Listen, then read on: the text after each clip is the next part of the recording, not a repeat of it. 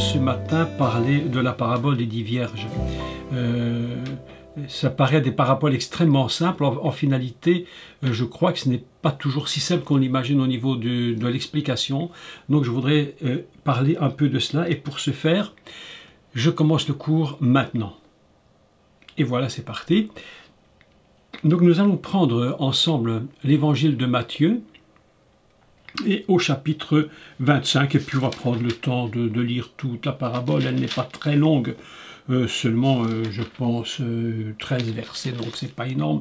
Donc je voudrais prendre un peu de temps avec vous pour la lire, et puis je vous ferai le commentaire selon la pensée hébraïque, comment il faut le comprendre selon la pensée hébraïque, et par rapport aux textes qui ont été traduits en hébreu, avec les différentes versions que j'ai relues toutes une à la fois, et je les ai toutes comparées pour voir si les mots étaient identiques ou pas, s'il y avait des expressions complètement différentes, ou si c'était les mêmes mots utilisés, tout du moins les mêmes verbes, parfois conjugués différemment, mais enfin les mêmes idées. Donc c'est de cela que nous allons parler aujourd'hui. Qu'est-ce que cette parabole des 10 vierges?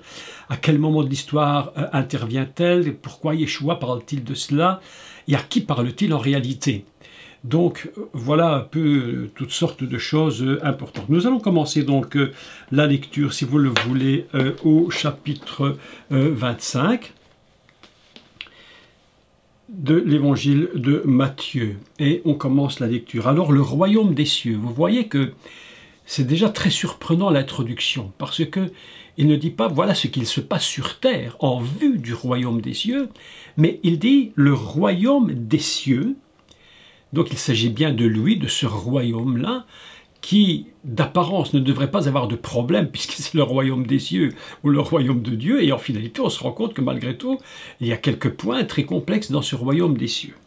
Sera semblable à 10 vierges, qui, ayant pris leur lampe, allèrent à la rencontre de l'époux.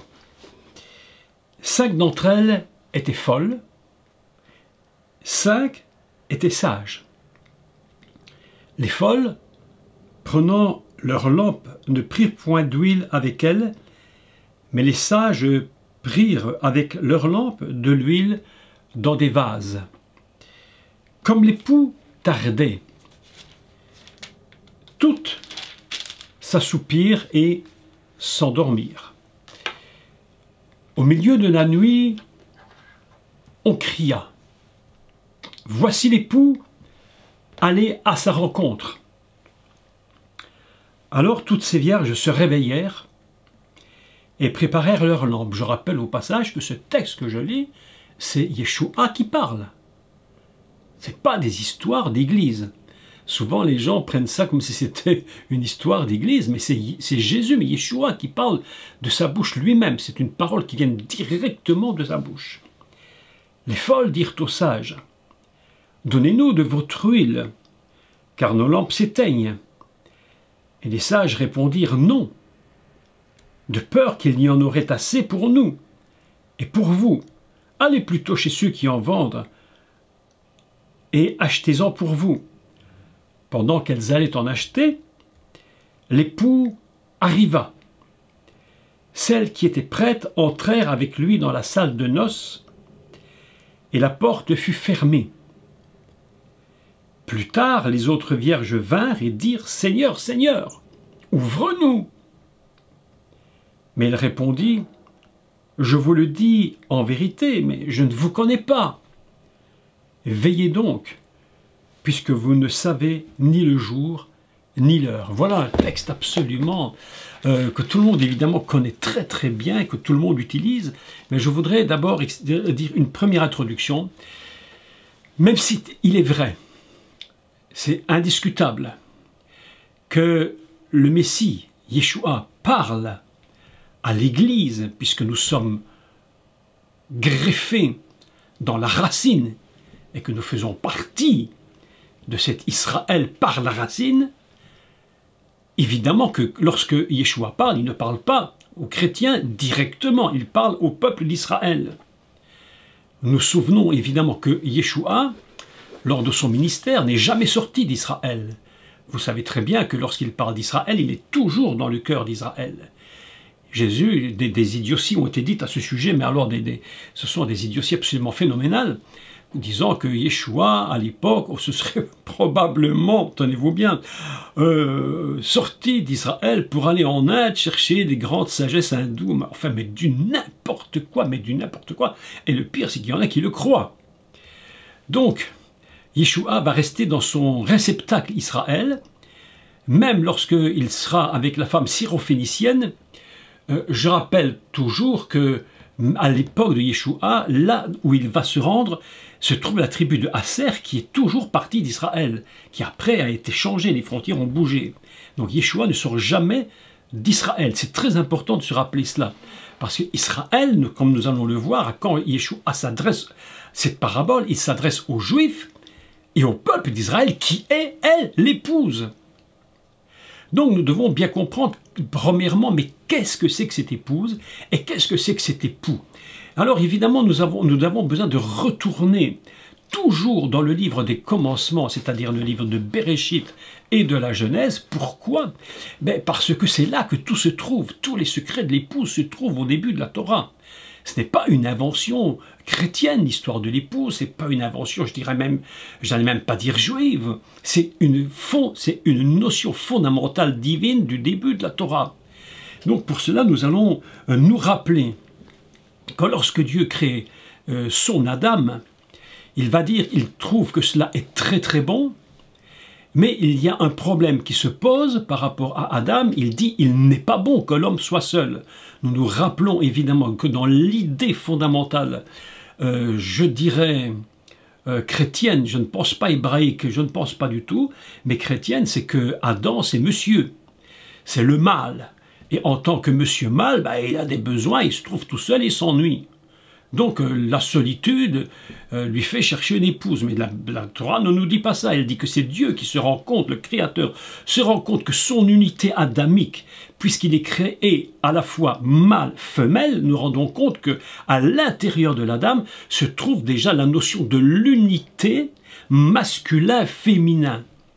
Toute l'histoire de l'épouse va donc tourner autour de cette question, rebâtir. Et vous allez voir que le texte, dans une des traductions hébraïques des évangiles, va parler justement de bâtir.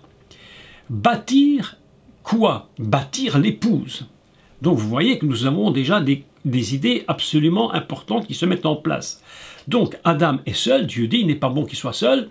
Je raccourcis l'histoire en disant, les rabbins nous disent, et j'aime beaucoup aimer cette explication que je crois extrêmement juste et absolument géniale, il dit, il n'est pas bon que l'homme soit seul, qu'il soit Echad, parce que s'il est Echad, il va se dire, mais je suis un. Si je suis un, je suis Dieu. Donc évidemment, dans la tête, dans la pensée de l'Adam, il faut casser cette idée qu'il est Dieu, et Dieu lui dit, il n'est pas bon que tu sois seul à cause de cela, donc je vais te retirer une part de toi qui sera la part féminine, et à ce moment-là va se produire quelque chose de très important. Il y aura deux êtres qui vont exister, et ces deux êtres s'appellent, lorsqu'ils sont ensemble, toujours Adam. Je vous rappelle au passage, et c'est très important de le comprendre, que le Messie, lorsqu'il revient, il va absolument donner sa vie pour l'épouse de façon à rebâtir l'unité adamique.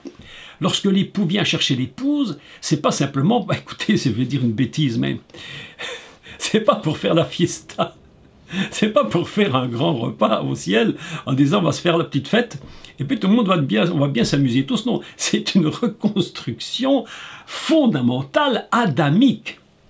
Les noces de l'agneau, c'est pas n'importe quoi. Vous comprenez mon idée, c'est pas du n'importe quoi. C'est la reconstruction fondamentale du projet divin de l'Adam. C'est très important de saisir cette idée. Et que ce projet peut très bien réussir et peut très bien rater pour certains. Donc nous avons l'idée fondamentale qu'il va sortir de l'Adam. Cet Adam va se séparer en deux choses. Et on va dire qu'il va refermer la plaie par-dessous. Vous voyez, tous les enseignements qui peuvent être donnés sur ce texte sont absolument très très importants, mais on va passer quand même, on ne peut pas tout expliquer en détail maintenant concernant tout cela. Mais il va donc séparer, et on va trouver deux choses, ou plutôt deux personnages. Un qui s'appelle Ish, et l'autre qui s'appelle Isha, parce que Isha va sortir de Ish. Vous voyez, c'est tellement complexe tout ça. Mais en réalité, si on suit un cours d'hébreu, je dirais réellement, dans une bonne école hébraïque, on vous enseigne l'hébreu, on va vous dire que Ish, Isha, dans la pensée fondamentale de la Torah, c'est le mari et Isha, c'est épouse. Ainsi, nous avons l'idée de l'époux et de l'épouse qui sont séparés, mais qui en finalité ne font qu'un. Devant Dieu, quand ils le regardent, ils sont un. La réalité, c'est que chacun est lui-même. Il y a une petite expression que je crois est un peu erronée à mon avis, mais c'est un peu la façon de s'exprimer. Je crois qu'on dit ça dans le monde entier, en finalité, de la Suisse à la Belgique, au Canada, aux États-Unis, partout. On dit que l'épouse, on dit que c'est ma moitié. On dit ça au Canada aussi, ma moitié? On dit c'est ma moitié. Alors j'ai réfléchi ce matin à cette moitié, et je me disais, mais c'est qu'une idée, ce n'est qu'une expression, ma moitié, parce que, en réalité, mon épouse n'est pas ma moitié, mon épouse est sa totalité, et moi-même, je suis sa totalité. Je suis son 1, elle est mon 1. Je ne suis pas 50-50. Pourquoi? Parce que si l'époux était 50, ça veut dire que le Messie lui-même serait 50, mais le Messie ne peut pas être 50. C'est impossible, il ne peut être que 1. Sinon, nous aurions un Messie coupé en deux, ce qui ne peut pas fonctionner. Donc l'expression 50-50, qu'on comprend très bien d'ailleurs, qui n'est qu'une expression pour dire que sans elle, je ne suis pas, je n'existe pas vraiment, ce qui n'est pas fou en soi, mais la réalité de la dame de Ish et de Isha, c'est que Dieu ne les voit que comme étant un. Chacun est un, et lorsqu'on ajoute un et un, eh bien on trouve toujours un. D'ailleurs, il y a un terme très intéressant, une petite guématria que je fais au passage qui est très intéressante, c'est lorsque le Ish et Isha vont s'unir, ils vont avoir des enfants, et que la guématria de Av, qui est le père, est de 3. D'accord? 3. Le père vaut 3. Aleph, Bet, 3. Lorsque vous faites la guématria de M, la mère, vous trouvez 41. Aleph, Mem. D'accord? Lorsque vous ajoutez 41 et 3, vous trouvez 44. Et 44, c'est quoi? Eh bien, c'est le mot Yeled, qui veut dire enfant. Autrement dit, lorsque le père et la mère s'unissent, d'office, il doit y avoir des enfants. Donc vous comprenez la folie totale du monde, parce que lorsqu'on parle de l'épouse et de l'époux, il faut toujours bien se mettre dans la tête que c'est avec un homme et une femme qu'on fait des enfants. Et cette notion aujourd'hui qu'on est en train de vouloir nous inclure par la force, qu'une femme peut faire un enfant sans son mari, c'est une véritable atteinte et une offense à ce que Dieu avait prévu. Il n'y a pas d'enfant s'il n'y a pas monsieur et madame. Donc, de toute évidence, quoi qu'on fasse, on a quand même besoin d'aller chercher un spermatozoïde quelque part pour inséminer une femme pour qu'elle ait des enfants. Donc en finalité, on ne peut pas se séparer de l'idée que l'homme et la femme, le couple ensemble, c'est cette notion de produire de la vie. Le but de Dieu avec un homme et une femme, c'est de produire de la vie. Il y a tellement à dire sur ce principe-là, que pour produire de la vie, mes amis, il y a un secret, il y a des secrets au niveau de l'époux et de l'épouse, qui est le secret de l'alliance. Et que l'alliance, elle, ne peut être produite que par le sang. Je vous avais enseigné dernièrement sur la connexion du dam avec le aleph pour produire Adam, que le sang est connecté avec le aleph. J'ai remis un cours en ligne justement, enfin un cours, c'est pas un cours, c'est une prédication que j'ai faite en Martinique, peut-être vous l'avez déjà jeté un coup d'œil dessus sur YouTube. J'ai voulu la mettre parce que je trouvais que c'était intéressant de pouvoir écouter un cours, une prédication en direct qui parle un peu de cela. Mais évidemment, tout est un peu réduit à certaines choses et simples, parce que c'est difficile pour eux de comprendre toutes les notions hébraïques. Mais enfin bref. Donc nous avons ici une notion d'époux et d'épouse qui sont unis et indivisibles. La première chose que nous devons apprendre à travers ce texte, c'est que lorsque l'époux vient chercher l'épouse n'était pas hors de lui. L'épouse est sortie de lui. C'est pourquoi l'époux ne peut pas se séparer d'elle. C'est quelque chose qui est impossible. L'épouse est sortie de lui. lorsqu'il vient rechercher cette épouse, eh bien, elle était fondamentalement en lui dès le commencement du projet divin. C'est pas comme aujourd'hui, c'est pas entre guillemets comme aujourd'hui où un jeune homme rencontre une jeune fille et puis voilà, dans une circonstance quelconque de la vie, ils se rencontrent, ils trouvent qu'ils vont bien ensemble, ils ont des points communs ou pas communs, enfin bon, tout ça c'est complexe, et puis ben, ils vont s'unir ensemble, mais ils ne pensent jamais, jamais personne ne pense dès le commencement que cette épouse était en nous. J'ai rencontré mon épouse, je l'ai trouvée belle, intelligente, évidemment. Je lui ai fait la cour à ma façon. Pour ceux qui ont lu mon livre, ils ont vu que ma façon de faire la cour à cette jeune femme, cette dame, n'était pas très conventionnelle. Mais enfin, chacun fait comme il peut, hein, on fait ce qu'on peut. Hein. Et puis voilà, donc nous sommes unis, mais je ne pensais pas, dès le départ, quand je l'ai vu, que quelque chose était déjà en moi. Et pourtant, c'est une vérité. L'épouse, fondamentalement, ne peut pas être hors de lui. Elle est fondamentalement en lui, et c'est pourquoi l'époux ne peut pas se séparer d'elle. Je l'ai dit tellement souvent, mais il était impossible, je dis impossible, mes amis, que le Messie entre dans le ciel, dans le tabernacle céleste fondamental, sans son épouse. C'est impossible. Il ne peut pas rentrer au ciel sans son épouse. C'est pourquoi j'avais entendu ce discours que je trouve absolument, mais c'est d'une force indescriptible, que le sacrificateur avait toujours une épouse qui était prête au cas l'autre tomberait morte. C'est un truc de fou. Un jour, j'expliquais ça à quelques pasteurs ou chrétiens, je ne sais plus, mais ils étaient complètement sonnés. Et je me suis demandé si on ne me prenait pas pour un demi-fou. Mais on me dit, mais comment est-ce possible une chose pareille? On ne peut pas avoir deux femmes. Je n'ai pas dit qu'il avait deux femmes, je dis qu'il n'en avait qu'une.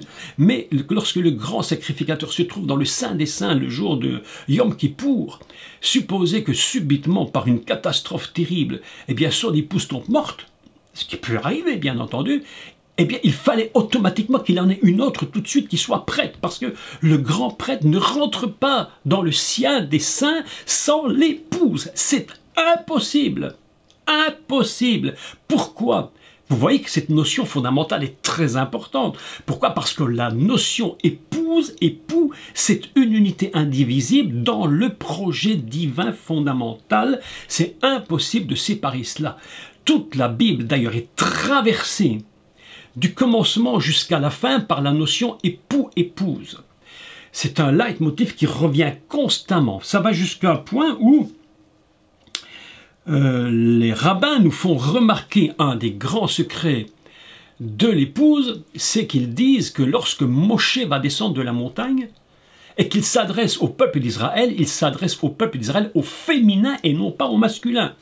Et là, ils nous disent, mais vous voyez que c'est à partir de ce moment que Dieu va véritablement décider qu'Israël s'appellera également épouse. Ainsi, Israël a plusieurs noms. D'accord? Plusieurs noms. Un de ces noms est le Béror, est très très important par rapport aussi au principe de l'épouse. Qu'est-ce que c'est que le Béror? Je rappelle en quelques mots que le Béror, c'est le premier-né. Et que le premier-né, c'est celui qui appartient à Dieu et qui sera circoncis. Parce que sans la circoncision, il n'y a pas d'union. Il ne peut pas y avoir d'alliance. J'insiste énormément sur ces quelques textes et sur ces quelques notions absolument importantes, parce que comment peut-on comprendre la parabole des 10 vierges si fondamentalement on ne comprend pas ces principes? C'est pas simplement monsieur qui vient chercher madame. Si c'était monsieur qui vient chercher madame, ce serait très très simple. Mais c'est bien plus que ça. C'est des notions hébraïques, divines, fondamentales. Donc, voilà que l'époux donc vient chercher son épouse et que dans toute la Bible, du commencement à la fin, la notion épouse et béror est inscrite. Et c'est parce que le béror est circoncis et que le sang va couler, que l'unité pourra se faire avec l'épouse. Il n'y a pas d'union époux-épouse sans qu'il y ait la notion de la circoncision dans l'alliance. C'est-à-dire qu'on appelle la Brit Mila, Mila qui veut dire couper, l'alliance par la coupure. Ici, nous tombons dans des textes absolument particuliers. Vous savez, je vais vous dire une chose.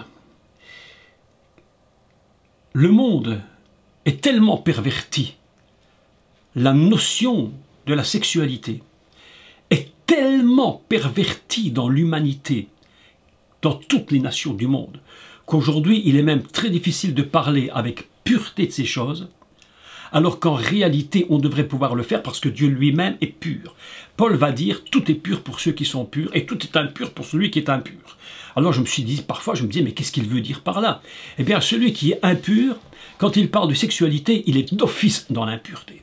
Celui qui est dans la sainteté et qui comprend les notions fondamentales du divin et de l'union entre un homme et une femme ne peut voir que de la sainteté. Ainsi, la circoncision ne peut se faire que parce que justement il y a une union entre l'homme et la femme au niveau de la sexualité et c'est là que se produit la plus grande union. Alors que le diable est venu dans une perversion totale, absolument totale, pour salir ce que Dieu avait fait, alors que normalement nous devrions comprendre que c'est là le secret de l'union.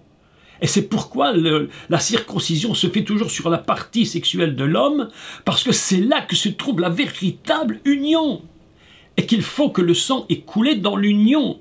C'est pourquoi lorsque le Mashiach, lorsque l'époux, on va prendre les termes de Matthieu 25, lorsque l'époux vient chercher l'épouse, il y a la notion déjà qui est inscrite fondamentalement que l'union ne peut se faire que parce qu'il y a circoncision. Et qui est circoncis? Eh bien, plusieurs choses vont produire cette circoncision et cette union de l'époux avec l'épouse. Le projet de venir la chercher. Alors la première chose, c'est que l'époux lui-même est circoncis parce qu'il est lui-même la circoncision d'Israël. Israël, en tant que fils premier-né, est obligé, je vous rappelle, c'est une obligation, mais c'est impossible d'éviter. Impossible. Israël, en tant que Béror, fils premier-né, doit être circoncis. Ça veut dire que tout Israël doit participer à la circoncision et à l'alliance. Qui va produire la circoncision d'Israël? C'est le Mashiach, dont il est dit dans le prophète, il était retranché, c'est-à-dire coupé. Il est devenu circoncision et c'est pourquoi l'union entre l'époux et l'épouse va se produire. Et à cause de ce Béror, circoncis Israël, l'époux vient et il va retrouver l'épouse. Il cherche celle qui est déjà épouse fondamentalement. Je rappelle donc qu'Israël est premièrement ce peuple appelé épouse. Et même si les croyants, les disciples de Yeshua, ceux qui sont nés de nouveau en Yeshua, sont devenus eux-mêmes épouses, là il y a encore tout un enseignement à faire, ce n'est que parce que nous sommes inclus par le Messie à cause du sang dans la racine fondamentale céleste, dont nous avions déjà longuement parlé. C'est une introduction indispensable pour que l'on puisse comprendre de quoi il s'agit. Je continue l'explication sur l'épouse parce que maintenant nous allons rentrer dans une dimension qui va bien prouver ce que je dis. La parabole, c'est la parabole des 12 vierges. Est-ce que vous êtes d'accord? Non. La parabole des 10. Pas la parabole des 9 vierges ou des 8. Il parle de 10. Et 10, lorsque le Mashiach utilise cette image, il faut toujours comprendre qu'il va utiliser des images que nous pouvons comprendre. Lorsqu'il va utiliser l'image, donc le chiffre 10, c'est pour une bonne raison. Il y en aura donc 5 et 5.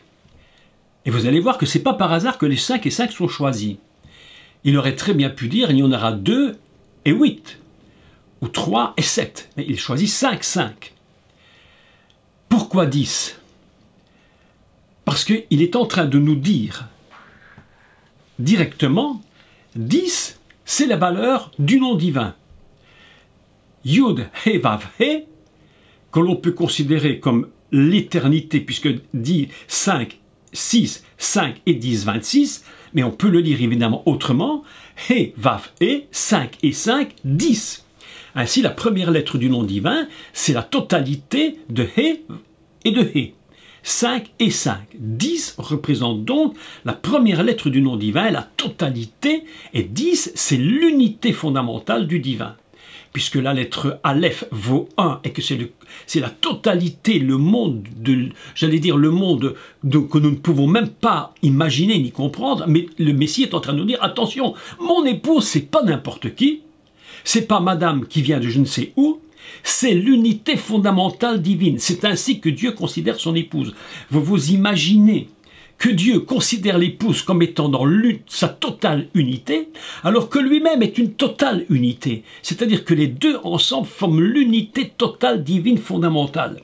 Est-ce que vous me suivez bien? Parce que certains me disent parfois qu'on comprend plus ce que tu racontes tellement c'est compliqué. Mais il faut quand même bien expliquer les choses pour qu'on comprenne pourquoi 10. À partir de là, il y a 10 vierges. Et il va dire, et vierge, évidemment, c'est un mot qui se dit Bétoulot. Bétoulot, on va dire Aser Bétoulot, 10 vierges. Bétoulot, c'est un mot qui vient de la racine hébraïque de bata. Bet, tav, he. D'accord? Je répète. Donc, Bétoulot au pluriel, 10. Aser. Aser, c'est 10, d'accord? Vous avez remarqué que la notion de 10 est très très souvent reprise dans la Torah.